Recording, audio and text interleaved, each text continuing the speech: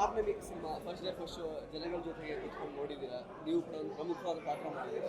So ಹೇಗೆ ಅನಿಸ್ತಾ ಇದೆ ಜನಗಳ ರಿಯಾಕ್ಷನ್? ತುಂಬ ಖುಷಿ ಆಗ್ತದೆ. ಅಂದರೆ ಒಂದು ಸಿನಿಮಾ ಮಾಡಿದಾಗ ಎಲ್ರಿಗೂ ಒಂದು ಹೆದರಿಕೆ ಅನ್ನೋದಿರುತ್ತೆ. ಮಂಗಳೂರು ಪ್ರೀಮಿಯರ್ ನೋಡಿದಾಗ ನನಗೆ ಓಕೆ ಅಂತ ಅನಿಸ್ತು. ಯಾಕೆ ಅಂತ ಹೇಳಿದ್ರೆ ಅಲ್ಲಿ ಹುಲಿ ವೇಷದ ವಿಷಯಕ್ಕೆ ಬೇಗ ಕನೆಕ್ಟ್ ಆಗಿಬಿಡ್ತಾರೆ. ಸೊ ನಮ್ಮ ಮಣ್ಣಿನ ಸೊಗಡಿದ್ದೊಂದು ವಿಷಯ, ಸೊ ಬೇಗ ಕನೆಕ್ಟ್ ಆಗ್ತದೆ. ಬಟ್ ನಾನು ರಿಷಿತ್ ಅವ್ರ ಹತ್ರ ಹೇಳ್ತಾ ಇದ್ದೆ, ಅಂದರೆ ಬೆಂಗಳೂರಲ್ಲಿ ಹುಲಿ ವೇಷನೇ ವಸ್ತು ಫಸ್ಟ್ ಆಫ್ ಆಲ್. ಅದ್ರ ಜೊತೆ ಆ ಥರದ್ದೊಂದು ಲವ್ ಸ್ಟೋರಿ, ಒಂದು ಹೊಸ ಪ್ರಯತ್ನ ಅಂತಲೇ ಹೇಳ್ಬೋದು ನಿಮಗೆ. ಸೊ ಅದನ್ನು ಹೇಗೆ ಜನಗಳು ತಗೊಳ್ತಾರೆ ಅನ್ನೋದೊಂದಿತ್ತು. ಬಟ್ ನನಗೆ ನಾನು ಕುತ್ಕೊಂಡು ನೋಡಿದಾಗ ನನಗೆ ಕೆಲವು ಪಾತ್ರಗಳು ತುಂಬ ಕಾಡಕ್ಕೆ ಶುರು ಆಯಿತು. ಅಂದರೆ ಸಿನಿಮಾ ಬಿಟ್ಟು ಹೋದ್ಮೇಲೂ ಕೂಡ ನನಗೆ ಮನಸ್ಸಲ್ಲಿ ಏನೋ ಒಂದು ಆ ಸಿನಿಮಾ ಹಂಗೆ ಗುಂಗಲ್ಲಿದ್ದೆ ನಾನು. ಬಟ್ ನಾನು ಅಂದ್ಕೊಂಡಿದ್ದೆ ನಾನು ಸಿನಿಮಾದವನು, ಅದಕ್ಕೋಸ್ಕರ ನನಗೆ ಆ ಥರ ಕಾಡ್ತಾ ಇದೆ ಅಂತಲ್ಲ. ಇಲ್ಲ, ನನ್ನ ಪ್ರಕಾರ ಇವತ್ತು ಆಡಿಯನ್ಸ್ ಆಗಿ ಹೊರಗಡೆ ಬಂದಾಗ ಅವ್ರ ಮುಖದಲ್ಲೂ ಆ ಭಾವನೆಗಳಿತ್ತು. ಕೆಲವರು ಹತ್ಕೊಂಡು ಬರ್ತಾಯಿದ್ರು, ನಾನು ಕೂಡ ಹತ್ತಿದ್ದೀನಿ, ಜೊತೆ ಶೆಟ್ಟಿಯವರು ಹತ್ತಿದ್ದಾರೆ. ಸೊ ಪಾತ್ರಗಳಾಗಿ ನಾವು ಕೂಡ ಹತ್ತಿದ್ದೀವಿ ಅಂದರೆ ಹೊರಗಡೆ ಬರೋರು ಅವರು ಕೂಡ ಅಳ್ತಾ ಇದ್ದಾರೆ ಅಂತ ಹೇಳಿದ್ರೆ ಎಲ್ಲೋ ಒಂದು ಸಿನಿಮಾ ಅವ್ರಿಗೆ ತುಂಬ ನೀಟಾಗಿ ಕನೆಕ್ಟ್ ಆಗ್ತದೆ. ಮತ್ತು ಆಡಿಯನ್ಸ್ ಮಧ್ಯೆ ಕುತ್ಕೊಂಡು ನೋಡುವಾಗ ಬರುವಂಥ ಪ್ರಕಾಶ್ ತುಮ್ಮಿನಾಡು ಅವ್ರದ್ದು ಚಿಕ್ಕ ಚಿಕ್ಕ ಕಾಮಿಡಿಯಲ್ಲಿ ಕೂಡ ಜನಗಳು ಒಳ್ಳೆ ಎಂಜಾಯ್ ಮಾಡ್ತಾಯಿದ್ರು. ಸೊ ನಿಮಗೆ ಎಷ್ಟು ನಗ್ತಾ ಇದ್ರು ಅಷ್ಟೇ ಅಳ್ತಾ ಇದ್ರು. ಸೊ ಸಿನಿಮಾದ ಎಲ್ಲ ಪಾತ್ರಗಳು ಅದರ ಕೆಲಸವನ್ನು ಮಾಡಿದೆ. ನನ್ನ ಸುಕೇಶ್ ಪಾತ್ರವಾಗಿರಲಿ, ಇಲ್ಲ ಹೀರೋಯಿನ್ ಎಲ್ಲರದ್ದು ಪಾತ್ರಗಳು. ಅದು ರಿಷಿತ್ ಅವ್ರದ್ದು ಒಂದು ನೀಟ್ ಏನಂತ ಹೇಳ್ತಾರೆ, ಒಳ್ಳೆ ರೀತಿ ಜನಗಳನ್ನ ಸೆಲೆಕ್ಟ್ ಮಾಡಿದ್ದಾರೆ. ಆರ್ಟಿಸ್ಟ್ ಸೆಲೆಕ್ಷನ್ ತುಂಬ ಚೆನ್ನಾಗಿ ನಡೆದಿದೆ ಇದರಲ್ಲಿ. ಮತ್ತು ಟೆಕ್ನಿಷಿಯನ್ಸ್ ಬಗ್ಗೆ ಹೇಳಲಿಕ್ಕೇನಿಲ್ಲ, ಎಲ್ಲ ದೊಡ್ಡ ದೊಡ್ಡ ಟೆಕ್ನಿಷಿಯನ್ಸೇ ಇರೋದು. ಹಾಗಾಗಿ ಫ್ರೇಮಿಂಗಿಂದ ಹಿಡಿದು ಆ ಬ್ಯಾಕ್ಗ್ರೌಂಡ್ ಸ್ಕೋರಿಂದ ಹಿಡಿದು ಎಲ್ಲವೂ ನೀಟಾಗಿ ಕನೆಕ್ಟ್ ಆಗಿಬಿಟ್ಟಿದೆ. ಚರಣರದವ್ರದ್ದು ಒಂದು ಜಾಗದಲ್ಲಿ ಒಂದು ಸ್ಕೋರಿಂಗ್ ಎದ್ದೇಳುತ್ತೆ, ನಿಮಗೆ ಗೊತ್ತಿಲ್ಲದಾಗೆ ಒಂದು ಗೂಸ್ ಬಂಪ್ ಒಂದು ಕಣ್ಣಲ್ಲಿ ನೀರು ಬಂದುಬಿಡುತ್ತೆ. Beautiful lineup. ಸಿನಿಮಾ ಗೆಲ್ಲಬೇಕಷ್ಟೇ. ಸೊ ಹುಲಿ ವೇಷನೇ ಒಂದು ಪ್ರಮುಖ ಪಾತ್ರ ಆಕ್ಚುಲಿ ನಿರ್ವಹಿಸಿದೆ ಖಂಡಿತವಾಗ್ಲೂ. ಒಂದಷ್ಟು ಸೆಂಟ್ರಲ್ ಪಾಯಿಂಟ್ ಫ್ಲಾಪ್ ಅಂತಂದ್ರೆ ನಿಮ್ಮ ಮೇಲೆ ಇಡೀ ಸಿನಿಮಾ.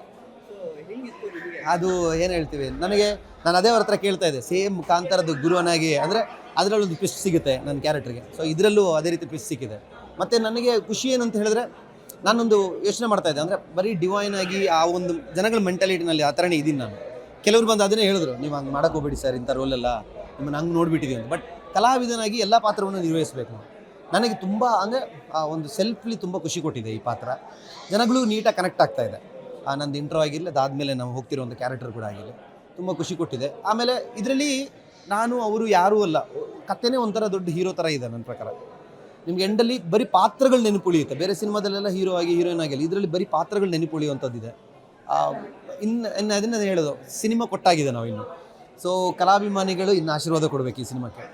ಇದೊಂದು ಕನ್ನಡ ಸಿನಿಮಾ. ಕನ್ನಡ ಸಿನಿಮಾವನ್ನು ಕನ್ನಡಿಗರು ಗೆಲ್ಲಿಸ್ಬೇಕು ಫಸ್ಟು. ಬೇರೆ ಲ್ಯಾಂಗ್ವೇಜ್ ಸಿನಿಮಾಗಳನ್ನೆಲ್ಲ ನಾವು ನೋಡ್ತಾ ಇರ್ತೀವಿ, ಕನ್ನಡ ಸಿನಿಮಾವನ್ನು ನಾವು ನೋಡಿಲ್ಲ ಅಂದರೆ ಬೇರೆ ಯಾರು ನೋಡೋಣ. ಸೊ ಈ ಸಿನಿಮಾವನ್ನು ನಾವು ನೋಡೋಣ, ಗೆಲ್ಸೋಣ. ಯಾಕೆಂದರೆ ಸಿನಿಮಾ ಇಂಡಸ್ಟ್ರಿ ಬೆಳೀತಾ ಇಲ್ಲ ಅಂತ ಹೇಳ್ತಾ ಇರೋದು ದೊಡ್ಡ ತಪ್ಪು ಆ್ಯಕ್ಚುಲಿ. ಎಲ್ಲ ಎಷ್ಟು ಸಿನಿಮಾ ಒಳ್ಳೆ ಸಿನಿಮಾ, ಎಲ್ಲ ಸಿನಿಮಾಗಳಿಗೂ ಕಷ್ಟಪಡೋದು ಸೇಮ್ ಪಟ್ಟಿರ್ತಾರೆ. ನಾವು ಒಂದು ಯಾವುದೋ ಒಂದು ಯಾರೋ ಹೇಳಿರ್ತಾರೆ, ಹಾಗೆ ಮಾಡಿರ್ತೀವಿ, ಈಗ ಮಾಡ್ತೀವಿ, ಒಂದು ಸಿನಿಮಾಗೆ ಹೋಗಲ್ಲ ಅಷ್ಟೇ. ಬಟ್ ಎಲ್ಲ ಸಿನಿಮಾವನ್ನು ಒಂದು ಸರಿ ಥಿಯೇಟ್ರಿಗೆ ಬಂದು ನೋಡಿ, ಬೇರೆಯವ್ರ ಮಾತು ಕೇಳೋ ಬದಲು ನಾವು ಹೋಗಿ ಥಿಯೇಟ್ರಿಗೆ ನಮ್ಮ ₹100 ಕೊಟ್ಟು ನಾವು ನೋಡೋದು ಒಳ್ಳೇದು ಅಂತ ಅಂದ್ಕೊಳ್ತೀವಿ. ಸೊ ನಿಮ್ಮಿಂದ ನಾವು ಬದುಕ್ಬೋದು. ಸೊ ಖಂಡಿತವಾಗಿ ಥಿಯೇಟ್ರಿಗೆ ಬನ್ನಿ. ಪೈರಸಿ ಒಂದು ಬೇಡ, ಮೊಬೈಲಿಗೆ ಬಂದಮೇಲೆ ನೋಡೋಣ ಅದೆಲ್ಲ ಬೇಡ. ಥಿಯೇಟ್ರಿಗೆ ಬನ್ನಿ, ಸಿನಿಮಾ ನೋಡಿ, ಈ ಸಿನಿಮಾವನ್ನು ಗೆಲ್ಲಿಸ್ಕೊಡಿ. ಖಂಡಿತವಾಗ್ಲೂ ಹೊರಗಡೆ ಹೋಗುವಾಗ ಅದು ಒಂದು ಒಳ್ಳೆ ಸಿನಿಮಾ ಅಂತ ನಮಗೆ ಭಾವನೆ.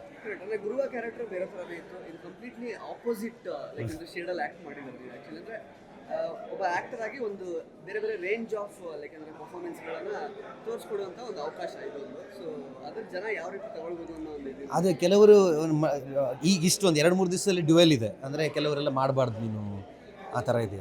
ಬಟ್ ನನಗೆ ಸೆಲ್ಫ್ಲಿ ಖುಷಿಯಾಗಿದೆ. ಬಟ್ ಕೆಲವರಿಗೆ ಹಂಗಿದ್ದವರು ಹಿಂಗಾಗ್ಬಿಟ್ರ ಅಂತಿದೆ. ಬಟ್ ಇನ್ನೊಂದು ಏನಂತ ಹೇಳಿದ್ರೆ, ನನಗೆ ಇನ್ನೊಂದು ಸರಿ ನಾನು ಗಡ್ಡ ಮೀಸೆಲ್ಲ ತೆಗ್ದಿಯಲ್ಲಿ ಯಾವ ಕ್ಯಾರೆಕ್ಟರ್ ಪ್ಲೇ ಮಾಡೋಂಗಿಲ್ಲ. ನನಗೆ ಈ ಫೇಸ್ ರೆಕಗ್ನೈಸ್ ಆಗಬೇಕು ನನಗೆ. ಈಗ ಎಲ್ಲರ ತಲೆಯಲ್ಲೂ ಈಗ ಮೀಡಿಯಾದವ್ರು ನಿಮ್ಗೆ ಗೊತ್ತಿದೆ, ನಾನು ನಾರ್ಮಲ್ ಜನಗಳಿಗೆ ಗುರುವ ಅಂತ ಆ ಫೇಸ್ ಮಾತ್ರ, ಈ ಫೇಸ್ ಅವ್ರಿಗೆ ನೆನಪಿಲ್ಲ. ಮತ್ತು ಸ್ವರಾಜ್ ಗುರು ಅಂತಲೂ ಗೊತ್ತಿಲ್ಲ ಯಾರಿಗೂ ನಾರ್ಮಲಿ ತುಂಬ ಜನಕ್ಕೆ.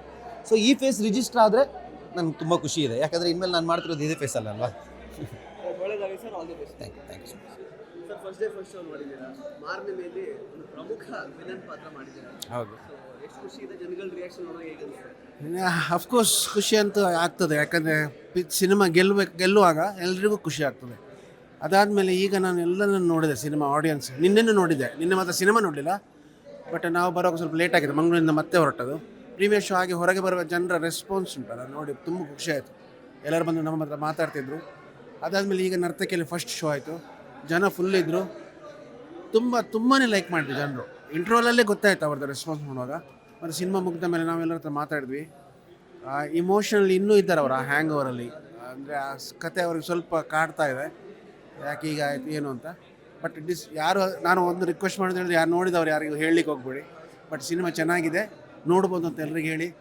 ನಿಮ್ಮ ಸೋಷಿಯಲ್ ಮೀಡಿಯಾದಲ್ಲಿ ಬರೆದು ಬಿಡಿ, ಮಾರನೇ ಮೆಸ್ ಸಿನಿಮಾ ಚೆನ್ನಾಗಿದೆ ಅಂತ ನಮ್ಮನ್ನು ಪ್ರೋತ್ಸಾಹಿಸಿ, ನಮ್ಮ ಈ ಸಿನಿಮಾವನ್ನು ಗೆಲ್ಲಿಸಿ. Thank you. ಕಥೆಯಲ್ಲಿ ಮುಖ್ಯ ಟ್ವಿಸ್ಟ್ ಬರೋದೇ ಆ್ಯಕ್ಚುಲಿ ನಿಮ್ಮ ಪಾತ್ರ. ಹೌದು. ಅಷ್ಟೊಂದು ನಂಜಿಟ್ಕೊಂಡಿರುವ ಪಾತ್ರನ ಹೆಂಗೆ ಬಳಸಿದ್ರೆ, ಹೆಂಗೆ ಪ್ಲೇ ಮಾಡೋದು? ನಾನು ಸ್ವಲ್ಪ ಜನವೇ ಹಾಗೆ ಸರ್, ಸ್ವಲ್ಪ ನನ್ನ ಮುಖ ನೋಡೋಗಲೇ ಗೊತ್ತಾಯ್ತು ಇವರಿಗೆ, ಇವರೇ ಆಗ್ಬೋದು, ಮುಖದಲ್ಲೇ ನಂಜುಂಟು ಇವ್ರದ್ದು ಅಂತ.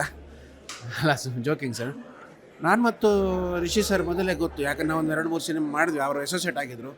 ಆಮೇಲೆ ಸ್ಟೋರಿ ಬರಬೇಕಾದ್ರೆ, ಆ ಕ್ಯಾರೆಕ್ಟರ್ ಬರಬೇಕಾದ್ರೆ ಅದು ಸುದಿ ಬರೆದದ್ದು ಸ್ಟೋರಿ, ಸುದಿ ಆರ್ಯನ್. ಆಗ ಬರೋಗಿ ಈ ಕ್ಯಾರೆಕ್ಟರ್ ಬರೋಕೆ ಜ್ಯೋತಿಷ್ ಹತ್ರ ಮಾಡಿಸೋಣ ಅಂತ.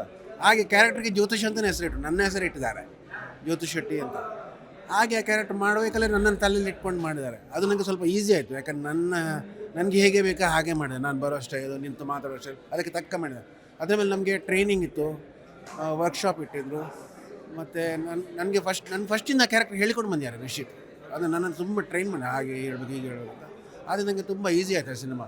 ಆ ಸಿನಿಮಾದಲ್ಲಿ ನನ್ನೊಂದು ಪ್ರಾಮುಖ್ಯವಾದ ಪಾತ್ರ, ಯಾಕಂದರೆ ಅದೆಲ್ಲ ಆಗೋದೇ ನನ್ನಿಂದ ಅಂತ.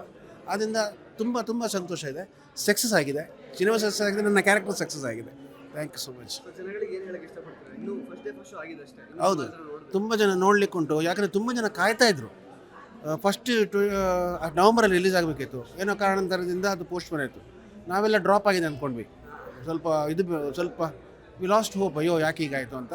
ಮತ್ತು ಏನೋ ಒಂದು ಕಾರಣಾಂತರದಿಂದ, ಬಟ್ ಈಗ ನೋಡಿದರೆ ಅದು ಪುನಃ ಹೈಕ್ ಆಗಿದೆ. ಒಂದು ಲೆಕ್ಕದಲ್ಲಿ ಒಳ್ಳೇದಾಯಿತು ಅಂತ ಆಗ್ತದೆ.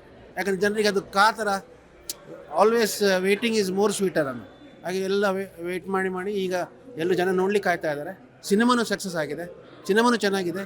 ಎಲ್ಲರೂ ಬಂದು ನೋಡಿ ನಮ್ಮನ್ನು ಹರಸಿ. Thank you. ಇಂಟ್ರೆಸ್ಟಿಂಗ್ ಮತ್ತು ಇನ್ಫಾರ್ಮೇಟಿವ್ ವಿಡಿಯೋಗಳನ್ನು ಮಿಸ್ ಮಾಡ್ಕೋಬೇಡಿ. ಈಗಲೇ ಸಬ್ಸ್ಕ್ರೈಬ್ ಮಾಡಿ.